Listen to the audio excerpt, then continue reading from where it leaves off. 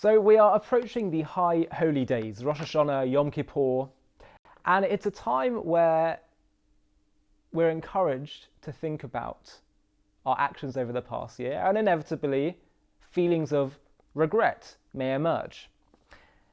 And I want to talk a little bit about regret, because some people live their lives full of regret, sometimes just because of one mistake or one decision they made, and it can haunt them for a lifetime. Regret can drive people crazy, it can bring people down, it can cause huge psychological problems. So the question I wanted to ask is, what is healthy regret? What is Jewish regret? Why is regret even encouraged if it can cause such psychological dismay?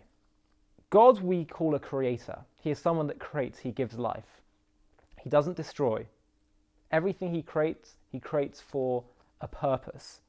And so anything that we do in service of God, in service of becoming a better human being, if it brings us down, especially in the long term, then it can't be good.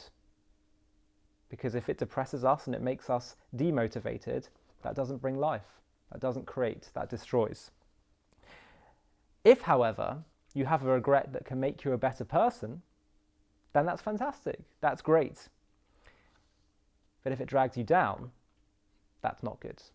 In fact, we would even go so far as to say that that is the Yetzer Hara talking to you. That is the evil inclination talking to you, not the positive inclination, the good inclination.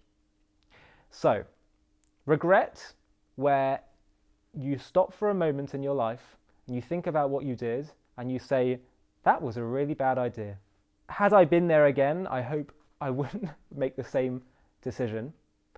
Then good, you recognize that and you feel remorse. And if you are placed in the same situation, you won't do it again. That's good regret. That brings life because it means in the future you're going to be a better human being. But to dwell on it past that point, after you've thought about it and asked for forgiveness, to keep dwelling on it and keep going back to it is not good. In fact, it might even be evil, because what it's doing is playing no constructive role in the world or in your life. And so going round in circles again and again and again, it brings you down, makes you more demotivated, stops you from actually doing more mitzvot, more positive things in this world. So it can't be good. So God instituted Yom Kippur, a time in which we can reflect on the bad decisions and have regret. But he only actually institutes it once a year. And he encourages us and tells us, if you are sincere, you will be forgiven. So, yes, there is a time and place for regret. And stopping to think about it and then saying, right, I feel remorse, and learning from that, that's positive.